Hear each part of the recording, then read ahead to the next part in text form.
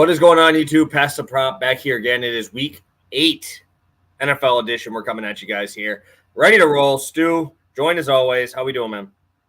Yeah, it's pretty crazy to hear say week 8, It's just like doesn't feel like we're that deep into the season already. But hey, fired up, ready to be here, ready to put an ugly Thursday behind us. Not it was a solid game, but obviously I only made one bet, it lost, so it's not my favorite game in the world. But yeah, ready to keep it moving from that. We got a good slate this weekend. We got some rare agreements. There's been some beef recently. Some arguments, but we've actually put aside our differences for some bets that we very much like today. So I'm fired up and ready to go. Yeah, it should be a good show. I'm excited. We'll let some people get themselves in here. We got Fire Sports and Brian already in here. Always happy to see you guys in here early and often. We can kind of talk a little bit about last night's game and obviously get through that recap. So what were your thoughts? Obviously, I thought the line was going to move throughout the week. Then all of a sudden we see Cooper Kupp is active. Then all of a sudden we see Puka Nacua becomes active like an hour before the game. So I know you have some strong feelings on that one. So I would like to hear what you guys say. Yeah, that was tough. I mean, I was thinking there's like no shot Puka's playing. I was loading up on some Cooper Kupp bets. We get that Ian Rappaport tweet around 1 p.m. that's like, oh, yeah, Puka's back, but he's not going to play. Very unlikely to play. Then, of course, he plays. That kind of messes things up a little bit. My advice, unfollow Rappaport. That guy, I don't know what the deal is. He's been wrong so much this year. I'm not even on like I'm angry at the guy, blah, blah, blah. Like, I think he's cooked. I think he's whatever sources the guy had. I mean, it feels like I'm following like NBA Centel right now, where half the tweets are just completely random. So I don't know. I hit the unfollow button for Rappaport. That guy's he's gonna need to earn my trust back from now on. But the Puka stuff was annoying. And then from the first drive, I mean, there's just no defense in this game whatsoever. Like you could just tell neither side. I don't know what it was with the Vikings. Maybe they're being exposed a little bit finally, right? Maybe it's one of those things where the metrics were overrating the defense a little bit, but they didn't come to play. And we all know Matthew Stafford, he can be one of the best quarterbacks in the league. I would say that touchdown throw he made was arguably one of the best plays of the season, if not maybe the best so far this year, scrambling, avoiding that sack and hitting Cooper Kupp in the end zone. I mean, goddamn, the guy does not look however old he is right now doing that. So it was good to see the Rams in peak form. But yeah, they surprised me. They played above expectations. And honestly, the Vikings couldn't take advantage of their bad defense. Like if you can bully the Rams defense, control time of possession, you should be able to beat this team. But that just wasn't in the cards yesterday. Yeah, I was very surprised at how bad Aaron Jones looked yesterday. They gave him a lot of options, a lot of touches. I think he had 19 carries. Everybody's been crushing this Rams defense on the ground, and they just couldn't do it. So, I won't go as far and say as that they're like frauds defensively, but I talked about it at the end of my breakdown on the show 2 days ago was, I mean, if you have to trust one of these quarterbacks, bro, it's you're going towards Stafford on that one, and it's in a pretty big way. So, obviously the Stafford showed out, and Darnold obviously in crunch time didn't. Obviously, everybody's going to talk about that face mask call, which was awful, man. That was like pretty obvious. I just hate that that's how it's going to end the game. But I'm like, I have no money on it at this point. Right? I have no money on this game at this point. And I'm like, how are you that bad? Like that one, like even the dude put his hand on his helmet knowing that he fucking did it, and you still didn't throw the flag. Like, Christ, how is that not reviewable, first off? And how are we continually just putting out really bad spots here, man? Like, really bad spots for refs. Yeah, that's the biggest thing for me with like these, billion-dollar leagues is that when the game isn't on the line, we can't overturn a clear missed call. Like, I don't care what sport we're in. I don't care what rule set we're in. When the game is almost ending and we have a key moment and there is a clear mistake, we should be able to, like that, correct it. Like, no matter what the sport is, like, there should be something like that in place. That's like hey, we can all see this is obvious. There's enough time to overturn this. Let's get that done, right? Unquestionable calls, sure, whatever, blah, blah, blah. But this wasn't questionable, And obviously it hurt me. I had Addison. The way the safeties are playing a 20-yard catch on that last drive is still very, very, very live. Not that, it was going to win me my bet or anything, but just that extra frustration of being like, come on, this is how it ends. So that was annoying, but it is what it is. That just frustrates me in every sport. Basketball is the worst, honestly, as well, just because of how many more games there are, where it's like we really can't overturn this clear missed call that the announcers and everybody else in the world sees, and we all just have to be like, yep, that's how it is. Sorry, wrong team wins today, whatever. Like, I don't know. That kind of thing just pissed me off. Well, it's tough because they just made this huge thing about it, right? They have these quick challenges, so you don't even have to challenge the player. It's like, all right, this is pretty obvious, but like, I don't know how much more obvious you can get, dude. The dude's neck snapped. Like you're not gonna have your head fly back like that. So, yeah, I hope it doesn't get to the point of VAR, because VAR is fucking dog shit. In terms of like, if you have a pinky over, then you're automatically offsides. Like, I know what he means, because VAR does obviously help with the offsides, but like when you have like, I've seen a few of them where just like the person's fingers are over, and then he goes, oh, he doesn't count for a goal because he's offsides, even though it's like a finger that literally has no reason or helping him at all. So needed that Atwell catch for the under 3.5 over 30. It was plus 450. Yeah, I know you talked about the reverse correlation spot, and Tutu's always on that list. He's always on that short list of guys that can get it there. So let's recap. Obviously, we had a nice 0-2 day. My race to 20 did not come through. Obviously, the Vikings couldn't stop them in the red zone, right? And that's the biggest thing, is they got to the red zone 3 times. Vikings kicked twice, and the Rams didn't, right? And that's the biggest thing, was weren't able to get there. Obviously, Nakua being in there changes so much. Like, you don't get to just put 2 guys on Cooper Kupp. You got to worry about Nakua. And, so we end up losing this one. Addison, longest reception. What do you have, 20 yards total? I don't even know if he had that. I remember a 15-yard catch. That's all. Maybe he had another one after that. But, yeah, unlucky, close enough, but no cigar. Needed 5 yards of yak on that one catch. Didn't get it. Unlucky. Yep. So it goes us 31-20, still 17 units here on the season. Let's get rid of that game. And let's head into this one. We have a fat slate here for this Sunday. I'm pretty sure it's 13 games for this slate if you go, I believe, through Monday night or through Sunday night. So it's pretty loaded. I'm very interested to talk to you about a game that you're looking forward to for props, the one that you're wanting to look at for props. We talked on Wednesday about our game that we're looking forward to kind of to watch. Is there a prop game that's kind of sticking out to you here? Yeah, I mean, for me, I think the one sneaky one that I'm probably going to have some props on is going to be that Falcons-Bucks game.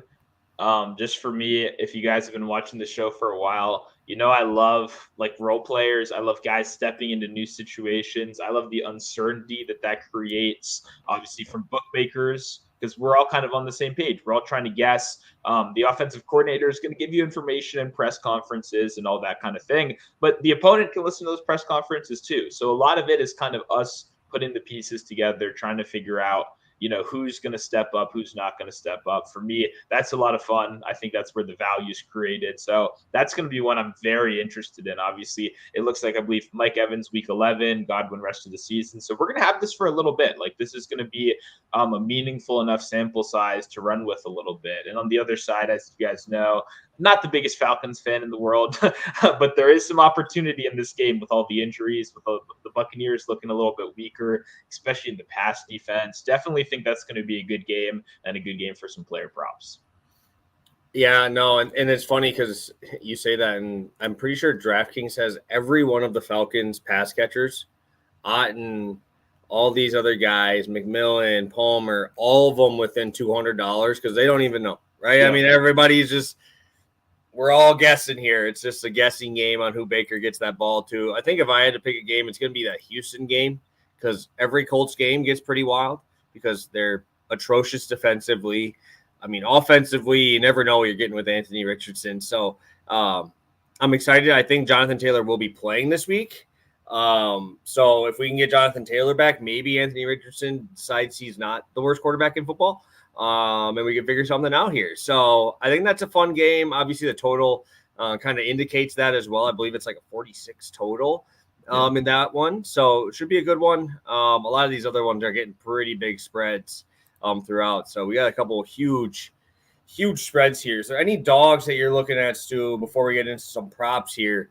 Because there's some pretty big dogs on the slate.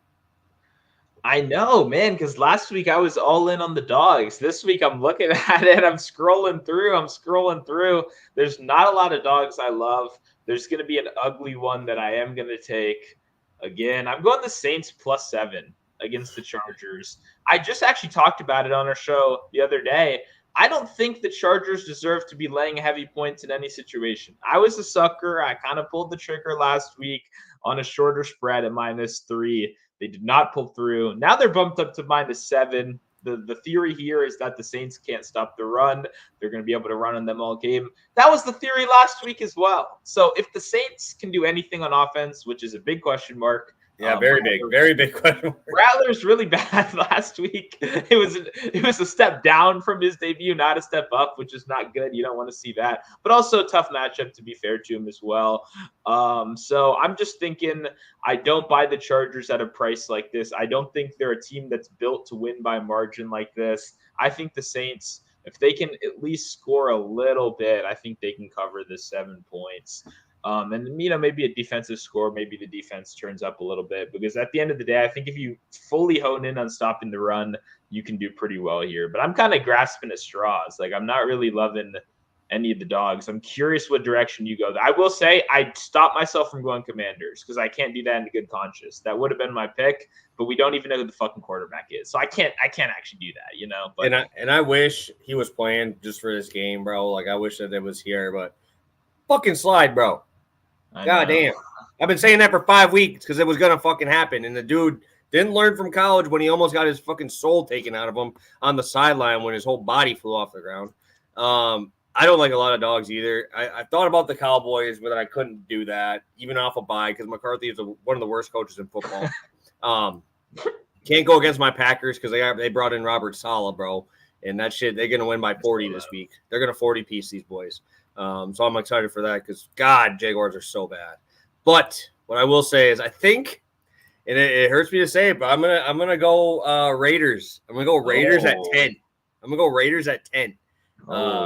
Okay. I kind of have to, bro. The Raiders play them well. I think Antonio Pierce can't have superstars on his team, bro. That's what he just can't, because he tries to talk to everybody like they're not star guys. It's almost like college football type of feel where it's like he can get a lot out of you, but you can't be that top dude, right? You can't be like that because Adams is like, all right, I don't need to be here. I can go somewhere else because I'm kind of better than this, So I think this is a spot where I'd like to take them. I don't take the Chiefs by margin at all. I don't think Mahomes has had a passing touchdown in like 8 weeks. So the dude's been playing like dog shit. I know they keep winning, but man, they're at home. They're going to be crazy there, dude. They hate these fuckers, man. They hate the Chiefs. I hope they might just pop the tire of the bus when they're at the airport. They ain't even get into the game, bro. I'm telling you, it's a lot of points. It's a lot of points. If you could tease, I don't do a lot of teasers, but I'd probably take the tease there because I don't think the Chiefs blow them out. You're saying you're getting 20, 30 snaps out of Hopkins. Maybe. And now Juju's probably out this week again. Like, you just got to stop the run, really. Just stop the run early and often and see what happens. Make Mahomes beat you, and you never hear me say that ever, but he hasn't. He hasn't beaten anybody, right? It's all been on the ground and the defense. So, yeah, if the Raiders can score 10 points, I think that they're covering this for me. So, 9.5, 10, sign me up, baby. That's a lot of points. I agree, but I will say I have some unofficial bets that do directly go up against this right here because, unlike you, I'm buying the Kermit the Frog narrative here. I don't know if you remember this. The Raiders, Kermit the Frog puppet, preseason practice, goes viral. They're making fun of him. What happens? They hit up Patrick Mahomes. Cool as a cucumber. We'll take care of it when it's time to take care of it. It's time to take care of it right now, Patrick. It's time to take care of it. So I took the passing touchdown ladder. I took 2 at -110, 3 at +360, and 4 at 13-1 because it's time to take care of business, Patrick. The Raiders, they don't have shit for you. They can't stop you. They can't. And this defense is actually legit for the Chiefs. I don't see Aiden O'Connell scoring. I think Mahomes dominates time of possession. I mean, come on. The narrative is there. The motivation is there. Give me all the touchdowns in the world. Let's go Patrick Mahomes. Yeah, no, I can't do it. Bro has 4 passing touchdowns through 7 weeks, I think. Is it 4 passing touchdowns? Double it. Double it. Yeah. We've been saying that for a while, I think, over the last, 3 weeks where, hey, Mahomes is going to do something here, right? He's got to do something against the Niners. Nope. 2 picks. Nope. Can't even do it in a Super Bowl matchup. Now you're going to do it over a fucking puppet? Max Crosby about to 3-sack this boy. He's about to take that. He's about to take his lunch. Max Crosby gets 2 plays a game where he gets to take his lunch and get a return for a tutty. That's the only way they're scoring in this game. That's fair. Maybe it's 7-0 and I cover. Or if the Raiders score 14, it's 2 Max Crosby fumble returns for a touchdown. So I don't trust this offense. But 10 points is a lot of fucking points, dude. That's a lot of points, especially on the road against a division rival, right? Seen this game in a Monday Night Football setting, right? And that was a close game. I'm not saying that this quarterback play is going to be good, but this is one. I ain't watching it. I didn't even want to watch the game last week. And everybody's hyping it like it's a big game. Bro, it's a shit game. Yeah. It's a shit game. Every Kansas City Chief game is shit. It's all 12-2. That's what it's going to be this week. Because Max Crosby going to put up a shit. He's going to put up a clinic, bro. He's going to. It's going to happen. It's just. I can see it. Can he score a touchdown? Max Crosby, anytime touchdown scorer. Find me that one and I'll bet it. I will bet it this week. I'd rather take that than the Raiders. I would too, dude. If they gave me that line, bro, I'd take Max Crosby ATD anytime, bro. That'd be so hype if they let me do that. But I doubt it. Unless it's Bet365. They're probably I was gonna say. I was literally just about to say, I bet they'll have that. It'll be them, yeah, and some random, It's gotta be 50-1, bro. It's gotta be 50-1, bro. It's got to. That'd be amazing. It is national tight end game. Well, dude. He doesn't even throw it to Kelsey. He throws it to Noah Gray. Take Noah Gray, bro. This boy's a second-string tight end, bro. They bumped up his number, though, man. I was playing Noah Gray at 12, 13. He's 25 this week. What am I supposed to do with that? He's still the tight end number 2. I don't know. But, yeah, give me the Mahomes touchdown ladder. Why not? Or maybe I should actually do just a rushing touchdown so he can hit a little dance or something. That's a good idea. Live innovation on the show right here. I'm going to add rushing touchdown to my touchdown ladder as well. Let's go. Gotta fade the Kermit, or gotta back the Kermit narrative here. This is big. You don't get too many Kermit narratives in the NFL these days. Dude, I think I just got this update from Underdog saying that I might have to take Tampa Bay outright, bro. Because we got Baker Mayfield didn't get anything. He didn't get in trouble at all for having Zins on the sideline, bro. So that means he's gonna keep having Zins on the sideline, and the dude's gonna put up numbers. So either laddering Baker Mayfield or Tampa Bay money line. Just got the update. He will not receive punishment. So that means he's going to keep doing it. And this boy's about to go crazy because he just threw for 350 last week just because he could have Zins on the sideline. Now it's damn, bro. This boy's about to break NFL records this year, even with 7th and 8th string receivers out there. And I got one more thing. I had to bring up one more thing because I know I thought he used to when I saw this. It said, what was it? Polk just runs cardio. Jalen McMillan is mid. And who was the other one? Who's the other? Roma Dunze, whatever. They were ripping him. He's like, so is Michael Penix the greatest quarterback of all time? Is that what he is? Because he made these guys actually look like not ass. Yeah, I was gonna say that's a good point because I bet on Polk every week in college. Longest reception, which is easy. The guy just went straight down the field, and he came into the NFL, and suddenly people are like, "Yo, this guy could be the next up and coming wide receiver 1." It's why do we think that? Why does anybody that? He never did that before. You know what I mean? Is he going to do that with the shitty Patriots offense? I don't know. But I thought some of these guys would be good. That is a good point. I didn't actually think about it because I like Adunze. We need to see something else, though, man. He's kind of just a deep shot only right now, which is a little weird. Not really what he did in college. And I like McMillan. He'll get his chance this week. We'll revisit at the end of the week because McMillan, he could pop off right now. He could beat. I did pick him up in 2 leagues. Yep. So I'm hoping that I might have to play him over Eckler this week. Eckler might get that bench spot. But you ready to get this going? So we got 50 of you guys live with us here. We're ready to roll. I'm in. Let's do it. All right. I like to see this one. Heading over to my Packers. Sounds good. I'm going to – I got a lot of props I like this week. It's one of my favorite. I really like Jordan Love over 37.5 longest completion. I do like his regular passing yards. I kind of thought about just doubling down on that. But I might go to a receiver as well. For me, the tough thing with the Packers, though, is as we've seen over these last couple of years, even when healthy, we got a full rotation right now Wicks, the wide receiver 4, is still going to be a guy lined at like 23 yards. You know what I mean? Like, we're going to have multiple guys that are lined at like legit numbers because they use everybody. They involve the whole team. We've seen guys like Tucker Kraft consistently break off these explosive plays, which is obviously a little bit surprising. We know they can get that kind of production from pretty much anywhere on the field. So for me, that's kind of why I went away from a specific receiver. You know, we both love Jaden Reed on the show. Obviously, he's a fan favorite, but they have adjusted his lines kind of relatively. You know, he's not getting priced quite the same way he was earlier in the season that now kind of the whole world knows he's the wide receiver 1. But the one thing that I think all these wide receivers have in common between the Packers, there's a clear thing. They all can break explosive plays, like all of them in their own different ways. Obviously, Jaden Reed more from the slot. He gets a lot of the fun, creative usage. We've seen him kind of really take off this year in terms of whether using him in motion, not just out of the slot and kind of those short routes, but even trusting him more for 50-50 balls, for red zone targets and stuff like that. But what's Christian Watson done his whole career on the outside? Me and PPS were joking before the show. The guy's got brick hands. There's no doubt about it. I mean, if he could catch a pass, he'd be one of the better. And if he can catch a pass and stay healthy and play more than 3 games at a time, the guy would be insane. Like, athletically, everything is there. But what that does is it gives you another deep threat. It makes someone that the safeties have to worry about, that they have to consider, because a lot of his routes are vertical. He's going down the field, and whether you love him or hate him, I mean, when he's out there, Jordan Love still gives him opportunities. Dobbs, a guy I'm not even really the biggest fan of in the world. He's been very productive, under the radar, just good since he came into the league, especially this year, kind of with all the uncertainty in the room, just giving you that regular 40, 50 yards. You know, he's not like balling out or anything, but he's another guy that can definitely give you those deeper targets. And then Wicks, I mentioned, Melton, all these guys off the bench that can just be those, you know, one play, get them in and just run down the field. Just go. We'll find you. And what I really like, obviously, is a lot of teams, the modern NFL is very cover 2 focused. You got your deep safeties. All the best teams in the league are pretty much doing it. You look at your Chiefs, your Bills.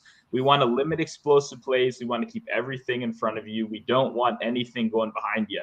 I mean, that's not what the Jaguars do at all. They play some of the most man coverage in the league. They play a lot of single high looks, which is kind of dumb. They trust their corners, who are not great, in these one-on-one situations all the time. So what I like here is I think Jordan Love can take advantage of it just once. Like, my biggest worry, and the reason I'm not doing passing yards, is because I think they could just destroy him here. Like, I don't know why the market has as much confidence in Jacksonville. Once again, it seems to happen every week. They get bet to a reasonable number. I don't see why this is 4 instead of 6. Like, Green Bay's proven, whether it's through coaching, which they have the clear edge at, quarterback, which they have the clear edge at, defense, I'd argue they have the clear edge at. Like, I don't know what makes this game so competitive when we've seen so little from Trevor Lawrence outside of a couple solid performances beating up on bad teams in London. Like, I don't know.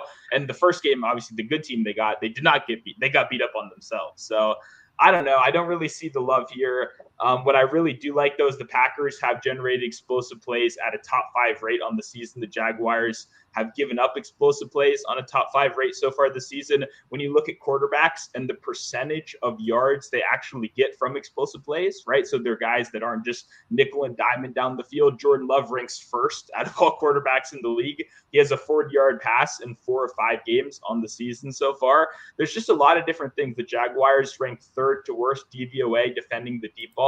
Additionally, this year, Jordan Love sneakily been very bad under pressure. 2nd worst DVOA quarterback under pressure so far this year. That's not a big problem here. Jacksonville blitzes at the lowest rate in football. They get pressure at the 5th lowest rate in football. So that's kind of the one weakness we've seen in Love's game. I don't think they can take advantage of it. I don't think they can slow him down. I think he has a good game. My biggest thing is I don't trust the game script enough to go like full on yards necessarily, but I think we're going to get at least a couple explosive plays. I love the wide receivers we have here. I'm just going to trust Jordan Love to keep on doing what he's doing here. Yeah, outside of Reed, you really can't bet on a single receiver, right? Yep. I mean, it's so frustrating, right? It is. And that's even as a Packers fan. I love it. I love it because, like, I try not to bet my props outside of Jordan Love. I don't know if you guys have noticed. I don't bet Packers receivers ever unless it's like a Jaden Reed bet because he's the only guy you can trust that's going to get the ball every single week, right? Last week it was Dontavian Wicks. The week before, Dontavian Wicks plays for like 20% of snaps, gets hurt, sits, and then we just bring in Bull Melton, right? I mean, they just have a plethora of dudes. And like I said, bro, Jordan Love about to throw for 400 this week because I got Robert Saleh there, bro. And hopefully Robert Saleh can kick bring him in, bro. Bring him in. I want to see him. Let's get him on the squad. Bring him on there. Let's get a shit, bro.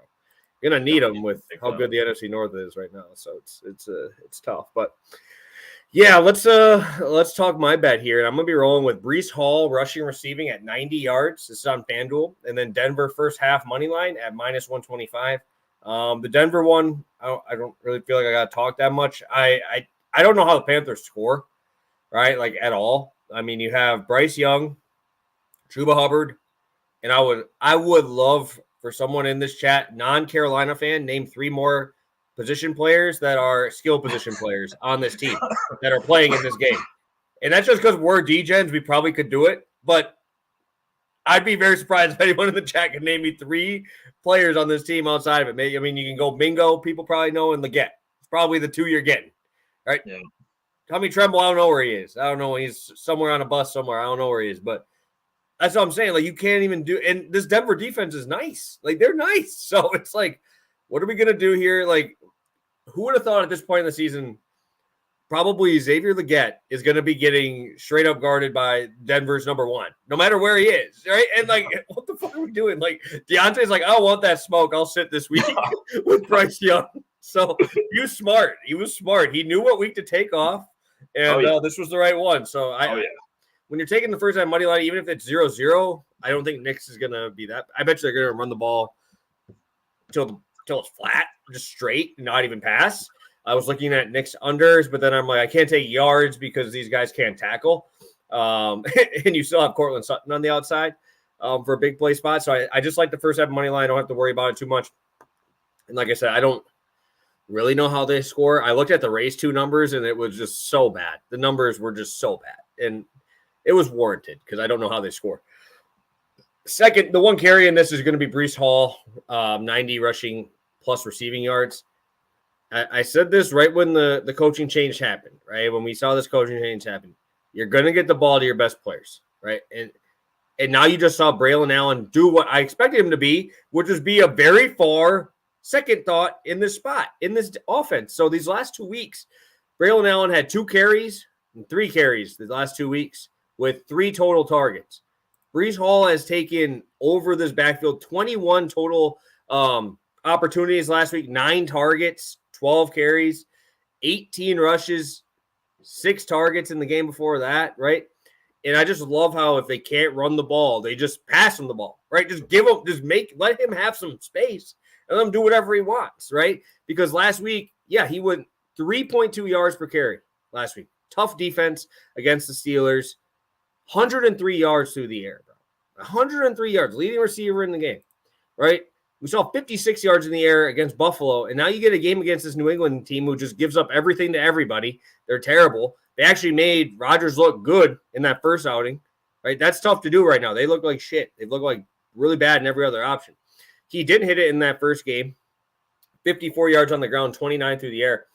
But Braylon Allen in that game had 14 opportunities, right? So you're telling me he barely missed this. He missed it by less than 10 in that first outing. And now we're going to have Braylon Allen probably sub 7 opportunities. So that's another 7 going to Breece Hall because it's not like they're not going to run the ball here. So sign me up for some Breece Hall. He's going to be very highly exposed in all my DFS lineups. I'm probably going to play him in almost everything I have. So really like this spot for him against New England. Probably going to be a cold game, wherever it is. And just give that ball to Breece and let him do his thing. So really like this spot, especially getting to kind of juice reduce this number 20 yards down from his actual rushing receiving line with a spot that I don't know how Carolina scores in this game. Yeah, no, it's going to be brutal. If there are any Carolina fans left, obviously, sorry. I don't know if there are many of you watching, but I would not be tuning into this game. That's for sure. It's going to be brutal. I mean, they're just going to destroy Bryce Young. If you watch the show at the beginning of last year, under longest completion was something we did a lot. I'm very much hoping we get a line for that again, but they haven't even lined Bryce Young yet. They're obviously a little bit scared. So definitely love the Denver side. And as you mentioned, it was kind of clear. I mean, the whole building was talking like we need to get Breece going. This team kind of lives and dies on getting the run game going, and Breece Hall is the run game. Like he's the guy. The backup was playing well, but the new coaching shift came in, and it was exactly what you talked about. We got to get the guy involved. And it happened. And he can do it through the air. He can do it on the ground. He's one of the few guys that has that true elite upside in both categories. That's obviously very rare in the modern NFL. And that's what makes rushing plus receiving so interesting here. Patriots suck. They're going to struggle to control time of possession. This is obviously a very tough defensive test for Drake May. I think we're going to see some turnovers. I think it's going to be ugly. I think the Jets are going to have a lot of time to just control the game on the ground and let Brees do what he does.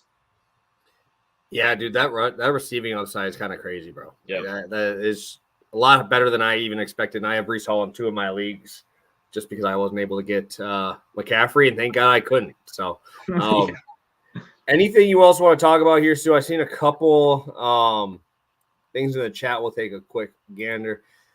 Do you want to go down this road, Stu, of the Giants +6 against the Steelers? MSA, longtime listener, that's that question for you. I do, but I believe that's our Monday Night Football game, right? Oh, was it? I did. Who puts the Giants on Monday night? I think it is. Because I was gonna say that might have been my dog pick, but like, come on, that was Monday. We're already gonna struggle to talk about that on Monday, so I don't want to give away any of the sauce yet, But no, I do like the Giants. But yeah, ugly Monday night game. But yeah, also drop your comments if you do have them right now. We're obviously going to keep going through games, but just a good warning. If you got questions, comments, bets you want to share, now is a good time to get them in before we go over our second props. All right, we have any thoughts on Worthy here? Our guy Coop bringing it up. I know you're high on Mahomes. Is Worthy a guy you might be taking separately? We talked about Noah Gray already and a little bit of Travis Kelce. Is there any thoughts on Worthy here? I mean, gotta do something soon, huh? He's gotta do something. Yeah, I mean, my thing, I like the Worthy, uncorrelated here, under receptions, over yards. That's kind of how I'd go. I think rush yards is pretty solid as well. They've consistently gotten him involved in the rushing game. I believe he has a 3-yard carry in every week except one. That's what his numbers lined at. So that would actually be my favorite prop for him. But I don't like Worthy at receptions ever. I think the under is probably good. He's not really built to be a high volume NFL guy right now. He doesn't he's small. I mean, he's frail. I don't mean to be harsh, but he's just he doesn't have that NFL size quite yet that you can't really do everything. He's kind of a flashy gadget player with a first-round grade next to his name. You know what I mean? Which I don't mean to be harsh. I'm a big fan of Worthy. He's fast, and the NFL prioritizes speed, but that doesn't lead you to getting consistent receptions. And now we got D-Hop involved, who apparently D-Hop's going to play the Rashee Rice role. Not sure I believe that. We've never seen that in his career. So whatever that looks like. I know, right? That quote was insane, and people are just rolling with it too. I was like, I mean, we'll see. He's a good zone beater. Obviously, that we know he can find holes in zone, but full-time DeAndre slot would be crazy. I would be interested to see it though. But yeah, so I don't know, kind of untrustworthy, but I would say I lean the under on receptions, but he's always live to make an explosive play. That's what he does. They're going to get him on design looks just like that. Beautiful. All right, last one before we get into our last pick. Any thoughts on Kyle Pitts this week? I was talking about it, man. He looked really good last week. Do you want to go and trust it, though, right? We haven't seen the consistency. Even these last 2 weeks, he's actually been good. Going back-to-back weeks for him. I mean, obviously, rookie season, he was good, but we have him this week. I'm seeing quite a few people bet on him, which scares me. Because Seattle kind of shut down getting that ball to Drake London, because Drake London was kind of on a heater going into that game, ended up with 5 catches, 50 yards, but it looked like Seattle was kind of trying to take him away. So obviously leaving spots open for Kyle Pitts. Is there a thought on Kyle Pitts this week? I know we talked about this game a little bit already, just more for the Tampa side, but they're in Tampa. Tough spot. What do you think? Yeah, I can't really get there personally, but it popped up for me for the first time in a long time, where I looked at it and I went, oh, okay. I'm not actually instantly out on Kyle Pitts this week. So I don't mind it at all. I think Kyle Pitts probably in a good spot. I like Drake London more. That's who I'd rather go. I bet Drake London scored a touchdown a little bit earlier in the week. So yeah, Drake London would be my preference of the two, just because I like their new usage of him. I like that they're using him as a big slot a little bit more, a little bully ball against some of these 5'10" corners that just can't guard him at the moment. If we keep doing that, I'm very interested in London. So Pitts, solid. I think this is a good time to buy it, but I'm fine being on the outside looking in for the Kyle Pitts train. I have this whole time. I've never been a fantasy owner. I've just been sitting on the sidelines. So I'm good with keeping that going here. Yeah, and it's tough because he's coming off 2 pretty good weeks, right? Yeah. So, like, you're buying high right now, right? And it could keep going and you could feel good about it, but I don't know. We haven't seen that consistency in a while, so I don't need to bet on him. I do have him in fantasy in one of my leagues because dude kept falling, and I feel good that I have him there and can rely on him there. But like I said, maybe it's more of like a long shot type because he does have that big play upside. You can maybe go for more like that 70, 80 yard line, maybe going for a long shot there. But I don't know. There's so many mouths to feed in that offense, which I didn't think I would have to say at this point with Ray McLeod and freaking Darnell Mooney as the 3 and 4, but they're still getting involved here. So yeah, tough spot. I can't bet against Go Gino at home, bro. Don't matter who it is. I don't care if against a Hall of Fame team, bro. We'll never bet against Go Gino at home. I thought that might be your dog. I was close. They were very close, but 10 points kind of caught my eye. I wasn't expecting it. I was kind of teeing you up a little bit. I was thinking it might be because I thought about it. That's going to be a good game, though. I'm really interested. I love that game. Gross money line price, though. But I also the injury stuff, too. That's kind of a bummer. No DK and stuff. Now Lockett. Is he out for sure? Not for sure, but it's kind of the information I've read has not seemed positive so far this week. But yeah, no money line bet on that. But I'm very pumped for that. That should be a good game. I don't know, bro. I think Kenneth Walker might go for 200, bro. If he's playing and he's healthy, he might go for 200. But my God, coming off of he missed the game the week before, and then they just casually just hand him the ball 20 times, 2 touchdowns, right? It's just like, dude's he's such a workhorse. He's a beast, dude. Charbonnet just sits on the bench now for the rest of the year. So, all right, Stu, we have our guy Thomas. I think he's been in here for too long because he knew where we're going, and we're going to actually have, I don't know, you want a 2-unit this bitch then or what? I mean, kind of have to because we're both on it. So yeah, 1 for you, 1 for me. 1 for each. Yep. Let's go. We got Jameis Winston, baby. We're doing it. You teased it on the show already. You gave it away a little bit. But I mean, a couple people caught on, but it's Jameis Winston time. It's a fucking party. I texted you when the opening line came out. I knew we were both going to love this prop this week. It's everything. I mean, we've been betting on way lesser guys with the same exact logic over this whole season. And now we get go. I mean, we get the GOAT. We get the GOAT. I know you've been saying Go Gino on the show recently. Go Jameis is back, though. He's back. I mean, we're in prime time right now, going up against the biggest pass funnel in the league, a team that on average allowing 300 passing yards a game, best in rushing success rate, bottom 5 in almost every advanced category against the pass, especially against deep passing. We got a guy like Jameis Winston. I read a very interesting stat. I don't have it memorized off the top of my head, but essentially in his last starting season, right, his throw into tight window rate was the highest in the league, right? It was 35% on a whole season. He threw into tight windows. He came in instantly. It was 50% last game. We haven't learned anything, baby. It's the same exact guy. He's throwing into tight windows. He doesn't give a fuck about the interceptions. He's got a matchup that is going to be begging him to pass the ball. I mean, we got a lot to say about this. I'll let you get in here right here, but we love Jameis Winston this week.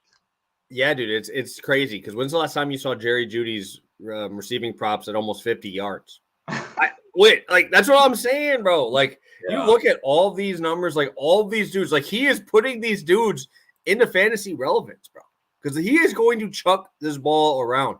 David Njoku was almost at a 60-yard prop.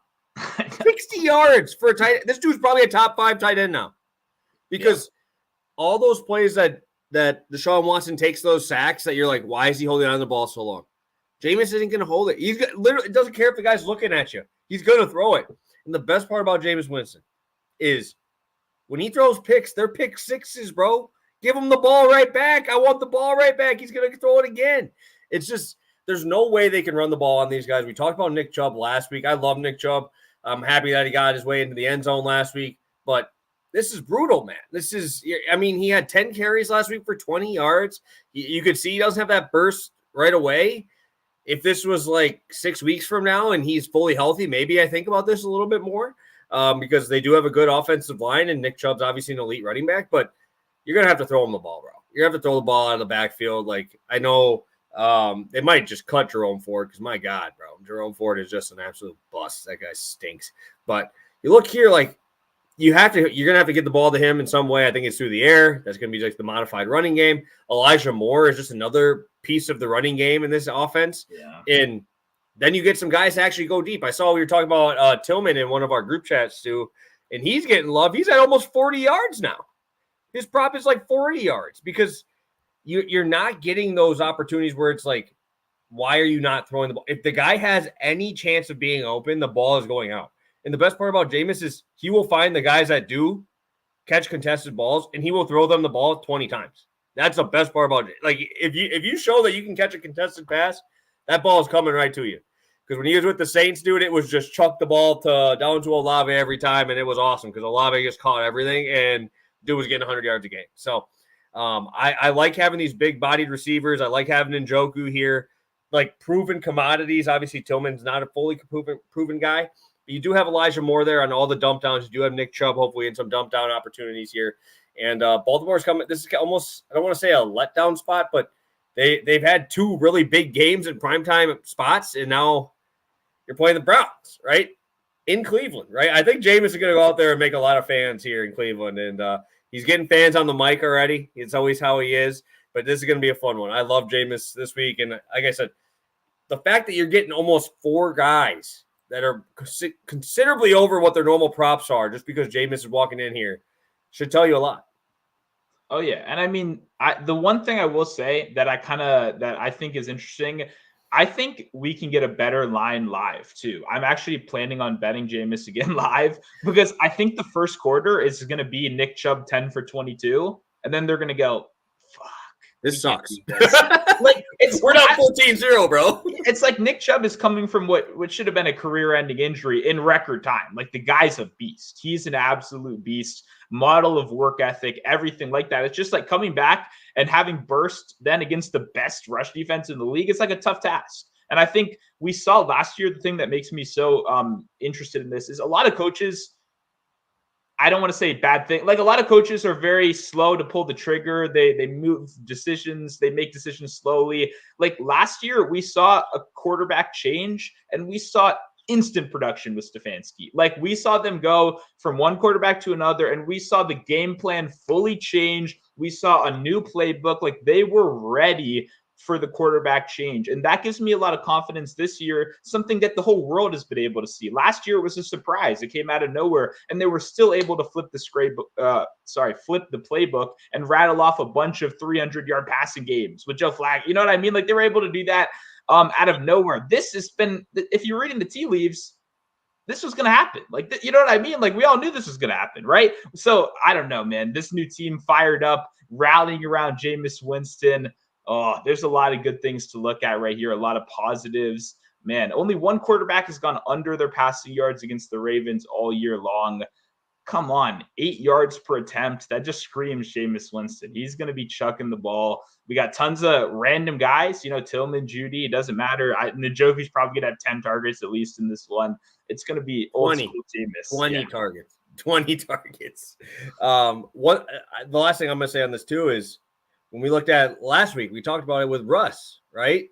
A guy like Justin Fields, he's going to run the ball more, going to stick to the run game, and then he's going to scramble around a little bit more, right? We're not going to see that from Jameis. It's kind of the same thing from switching to Russ. Russ is going to try to get the ball to his playmakers' hands. Doesn't matter how they do it, but he's going to try and get it down the field. And I think these guys are going to latch on, and it's going to be good. I'm literally hyping myself up to picking up Jameis Winston in fantasy right now. This boy's going to – I'm going to bench Kyler this week just so I can have Jameis as my starting quarterback because I kind of have to at this point. This dude's going to just literally get that 300-yard bonus almost every week. So sign me up. Let's go. I mean, I'm just excited. We might not get this game. They might tank, maybe DTR. Is he really going to be the backup? But no, We got Jameis. It's real. It's legit. We got to celebrate. We got to take advantage. And we got a fantastic matchup because we know if they could, they just try to run it like 20 times. Like it's not the Browns O-line is like kind of the one solid part. Like you said, Deshaun Watson takes so many sacks that it makes them look worse on paper. But there's a lot of data that kind of points to sack avoidance being something that, makes the O-line look bad. But in reality, Deshaun Watson just can't avoid sacks. And that's not the O-line's fault. That's his fault. You know what I mean? And Jameis, he's going to give the boys a chance. He's going to give a couple 50-50 balls when he's about to get sacked. So I'm ready for it. Yeah. Yeah, that's a good one. He's like, you got to bench Kyler because COD came out today. Hey, you ain't wrong, dude. You ain't wrong. The tough part is I think all of his receivers are young dudes too, so they're probably playing too. So it's like, damn, just who is Arizona playing this week? Got to hammer other side, huh? This is the Dolphins, and I wouldn't have the other side. With Tua back, I think they might crush him. That's the thing, though, is like I don't know if I'd rather take a touchdown or if I'd rather just take like long shot yards, because in the red zone, you still have Nick Chubb. You know what I mean? Like if you're inside the 5, you're giving that guy the ball 3 times, right? I'm not throwing fades with Jameis in the side of the 5-yard line, dude. Like, also from 20 to 20, he's the best fucking quarterback ever, bro. I was going to say how successful, like Jameis has been a bad red zone quarterback in his career. So how many touchdowns are they going to score in this game? Like I'm not seeing too many touchdowns in this one, to be honest. So I like the odds are good on Njoku and Tillman. I think they're good odds, but I don't like betting touchdowns in games where I don't trust the offense to score more than 14 points. You know what I mean? Because then you got to hit like either 1 or 2 touchdowns scored in that game, which is much, much tougher. Yes, sir. Yes, sir. All right. Let's get a quick recap here, Stu, and we'll get it rolling here for the guys. Let's start it up. Sounds good. We got Jordan Love over 37.5 longest completion, -110 across the board. I'd play it to 38.5 if it does end up moving. Beautiful. I'll be on Breece Hall rushing plus receiving at 90 yards and Denver first half money line -125. I'll let you take this one, Stu. Yep. Got a rare collab. Came together right here. Jameis Winston over 230 passing yards, -110, widely available. You can also get 227 if you do have a Bet365 as well, if you do have that available. But yeah, we love Jameis today. Had to do a rare collab. I don't even remember the last time we did one of these on the show, but I don't know. So. Years? Probably. Yeah, I don't remember, unless it was like maybe like an NBA one where it was like something crazy was coming around. I'm feeling an Amon-Ra St. Brown collab in the past. I think that could happen, but I can't remember if that was a year or like 2 years ago. Yeah. That's what happens when you've been doing it for 3 freaking years. It all kind of collapses. Yeah, you do it for this long for sure. All right, so do you have any long shots that you're looking at here? Coming off of last week, another good week for long shots. Any spot you want to go to specifically here this week that you're leaning into? Yeah, I got lucked in a decent amount of long shots this week. I think there's a lot of fun stuff to go to. I told you before the show I played some Christian Watson. We will not be doing that as my official play because you hated it, and you rightfully should hate it. It's very risky, but I wanted to shout out my guy Christian Watson again. What I'm going to do for the official one, we're going to go the line moved down on me a little. That's kind of annoying. Let's see if I can get a better line real quick. We're going to do, okay, this works. We'll do Rachaad White, 40 receiving yards at +300. That's what we're going to do. I was going to do receptions initially at 4, but it moved a little bit. So we'll do receiving yards at +300. On Caesars, you can get on DraftKings as well, 290.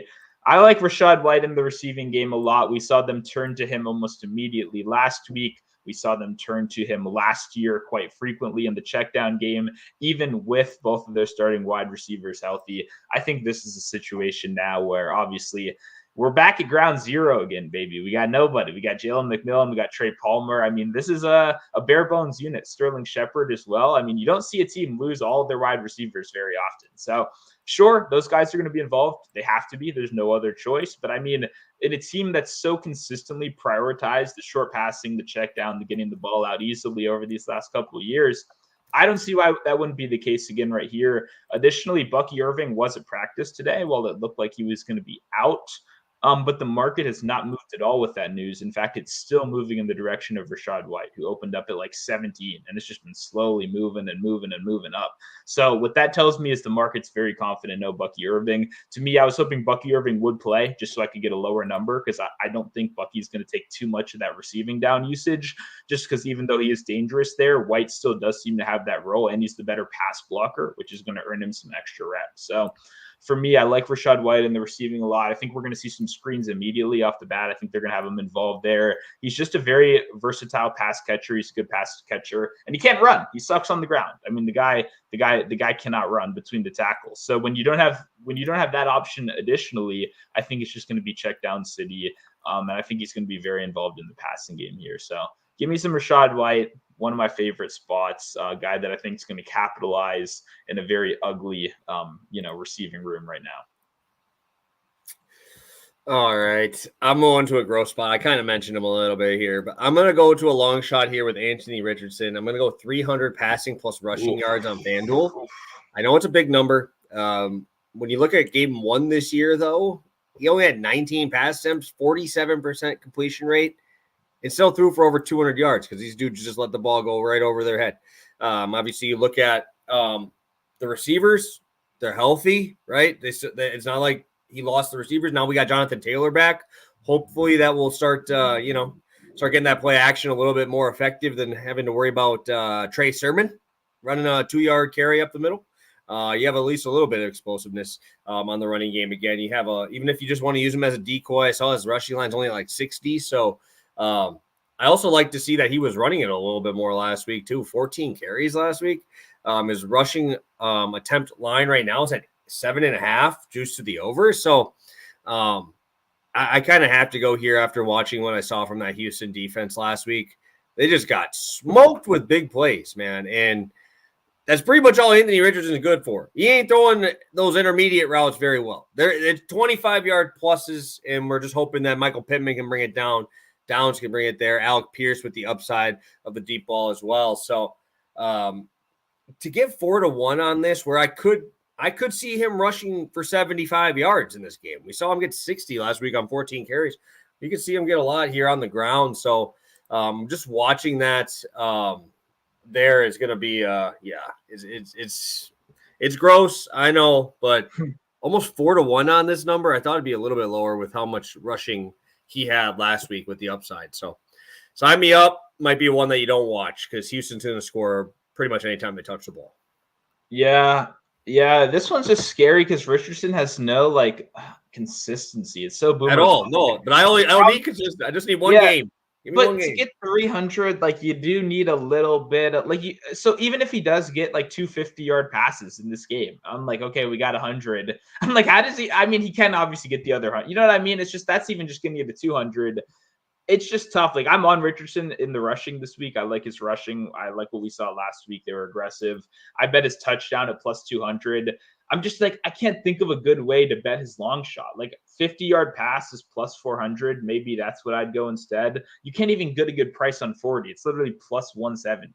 That's, you know what I mean? So they're kind of ready for you to bet these long shots, but I'd probably rather go 50-yard pass, obvious than just because I have a hard time just putting all the pieces together here and seeing consistent production, but maybe I'm just being too biased with recency, right? Maybe I'm just overly, because he did have some good games last year as well. And there was one stat I was trying to find that I forget what it said, but pretty much his best career games have been against the Texans, yards per attempt, passing, touchdown, rushing. He's had some of his best flashes against the Texans so far. So a little bit of confidence goes a long way. Maybe that pulls him up here, helps him break out of this funk. But the guy's got to get a little bit better at throwing the ball if he wants to keep starting, or we could be talking about him being benched in the next couple weeks. Yeah, I mean, even his first time against the Texans, I'm pretty sure he threw in one quarter for 60 yards and had 40 yards rushing and then got a concussion, right? So, it's all, that's in one quarter, right? So, I mean, I'm just looking at it as my God, dude, it's just, he's got to do something. I know he's got to do something soon, or else you're just going to see Flacco in there and doing his thing, because all those receivers probably liked it because they actually threw the ball, right? So, I don't know. 300 seems like a good price, especially when I can get almost 4-1. So Anything else for you, Stu, before we head out? I would play Brees at 110. I just think that I would rather take it down a little bit because I don't know how you don't trust the Broncos this week. Yeah, no, I agree. I agree with that. I like to play. And hey, I'll be telling your long shot. Like I said, I got a little bit of action. I got the touchdown already. That's probably I'm hoping with my futures, that I got some 8.5 rushing time. I need to start, buddy. We've got nothing so far. So hopefully last week was a good sign that Richardson's gonna keep it up on the ground, especially. Yeah, I should have a couple more free plays. Like I said, I'll probably try to post some on action as well over there. Maybe do some articles. It's just tough now with all this college football coming out too, and a lot of big games coming up. So I gotta make sure I'm ready for that. We got UFC this weekend as well, so should be a good weekend. To share with the fans and the UFC picks before we get on out of here, because I'm gonna be fucking watching this week. I learned it's at 11 in the morning, which is like crazy. Come on, it's at Abu Dhabi, bro. But this is a good card. Whatever. It's okay. It's an okay card for a pay-per-view like this. It's a good card. This is a good card. Main event's awesome. Some good, fights. Main event's awesome. Okay, let's. I'll maybe give you the Whitaker fight, which that'll be fun. That'll be a good one. But it's like, you know why it's awesome? Because the last 2 weeks have been the fucking worst cards I've ever watched. So this automatically has to be a good one because the last week was so bad. Probably the worst card I've ever watched. Thank God Fluffy Hernandez came through, but. Bro, they're swinging pillows now, bro. They got pillow hands. That's what I'm saying, dude. So I know I get it. I get your hype about it, but it ain't for how big of a card this should be with this. It's not. I'm not that excited for it, but the pay-per-view portion is gonna be nice, right? The pay-per-view is just like everybody's gonna be watching ESPN at 11 and watch all the dog shit fights. All these ones are just gonna be gross. So I'll be tuning in at 11 for the Chris Barnett fight. That's where I'll start. Or the big. That's what I'm saying. How the fuck is that on a pay-per-view card? Dude, that guy should be on a pay-per-view. He should never be in the Apex. Big, huge, fat guy that's funny and could possibly do a backflip if he wins. Hilarious, not backflip. What did they call it? A fat flip? Like, I don't know. The dude's hilarious. Like, come on. This dude's amazing. Like, of course I want to see him on a pay-per-view. Get this guy in front of as many people as possible. Obviously, he's not going to get a head kick KO. He's going to lose, sure, whatever. But dude, he physically could not kick the guy in the head. He is a foot shorter than this guy. He's gonna get destroyed. It'll be funny though. But I need a pick. We talked about it for 5 minutes. Nobody here even cares. I at least need a pick from you. Come on. What do we got? You know what I want to do? I'm gonna bet Holloway. I'm going to. Oh, I'm on the I have to. Topuria talks too much. It hasn't done shit. Like, hasn't done anything. Like, why? Volkanovski was coming off almost dying, and then comes back in 3 months and off of a terrible knockout from Makhachev. And Holloway's been tested, bro. I'm taking him. If they give me like props for like significant strikes, I will be betting Holloway's if it's like 140. I'm assuming it's going to be up that high. If they do give me something like that, I'll probably play a prop like that. It's just the gloves. And I've never seen Topuria go into the championship rounds. So, and I get to trust probably one of the greatest fighters of all time. Like probably the best cardio of all time, best chin of all time. And if it's going to crack and it cracks on me, I'll take the L, but how do you not bet Holloway in this spot? He's 4 or 5 inches taller. He's got the reach advantage. He's got significantly better cardio. He's fought overseas already. Like he's been on these big cards. Like, yeah, Topuria knocked out Volk. Okay, but Volk got knocked out 3 months before. Sign me up. I'm on the blessed train, baby. I'm on the blessed train.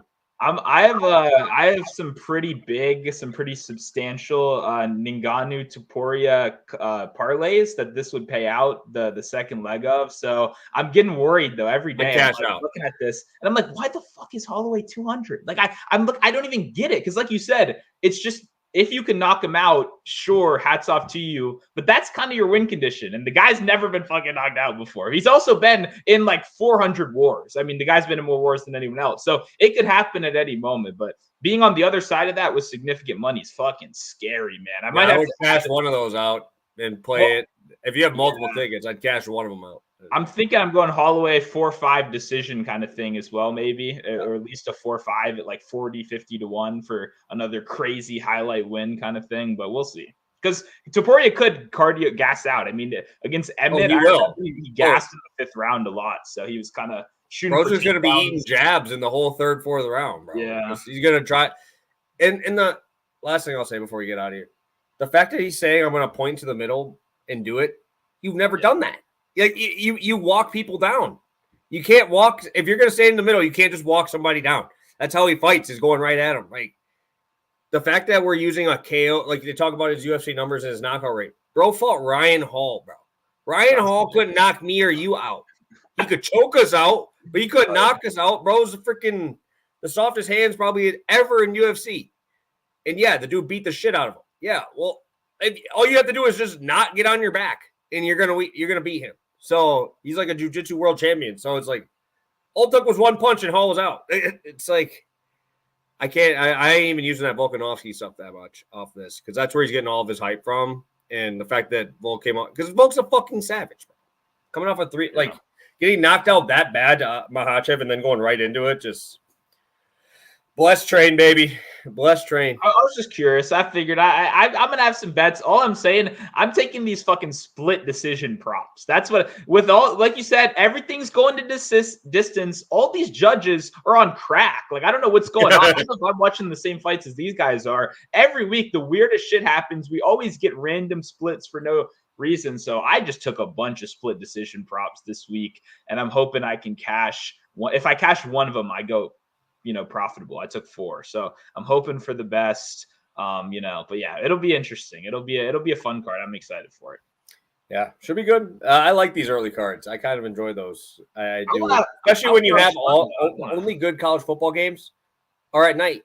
So it's like, oh, is that true? I didn't look at the order. Yeah, because you got the LSU game. So I'm excited. But recap one more time, real quick at the end. Just flash it by. Love over 37 longest completion. I know people don't care that much about UFC. Jameis over 30.5 passing.